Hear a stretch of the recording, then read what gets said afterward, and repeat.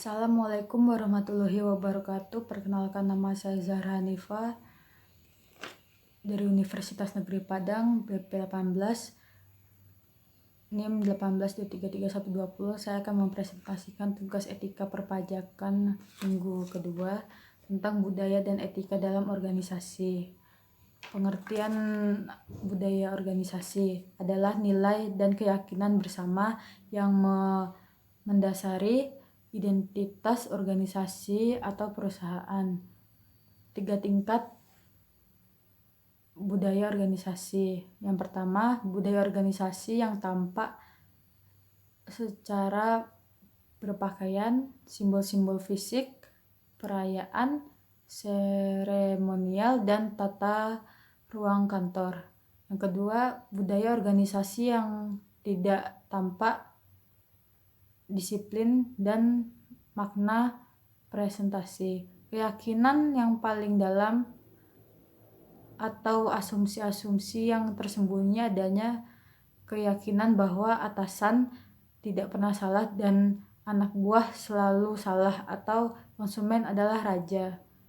Fungsi utama budaya organisasi sebagai proses integrasi internal atau budaya organisasi berfungsi sebagai pemersatu setiap komponen internal organisasi. Sebagai proses adaptasi eksternal, budaya organisasi berfungsi sebagai sarana untuk menyesuaikan diri dengan lingkungan luar organisasi. Etika organisasi.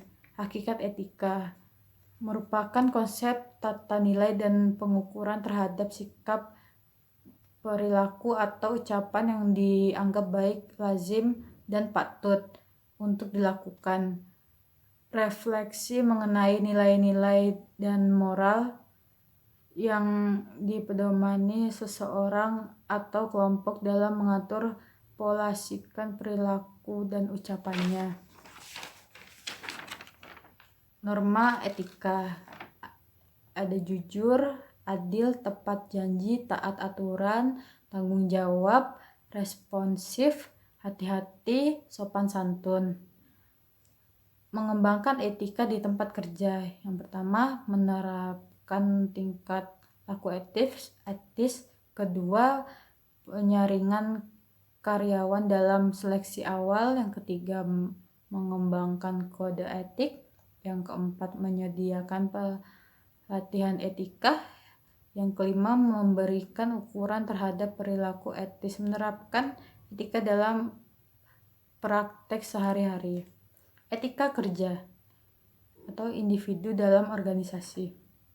Mengatur hubungan individu dalam organisasi, bersikap, berperilaku, berinteraksi, dan dalam organisasi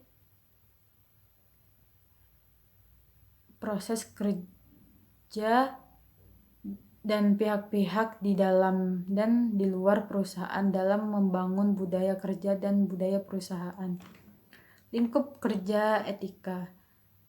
Yang pertama, sikap individu dalam perusahaan. Kedua, sikap individu dalam perusahaan dengan wewenang dan jabatan. Yang ketiga, hubungan antar sesama individu dalam perusahaan dengan atasan dan bawahan. Selanjutnya, hubungan individu dalam perusahaan antar sesama individu dalam perusahaan, dan hubungan individu dalam perusahaan dengan individu stakeholder lainnya.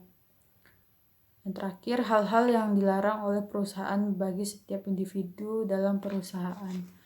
Sekian dari presentasi saya, maaf bila ada salah-salah kata. Wassalamualaikum warahmatullahi wabarakatuh.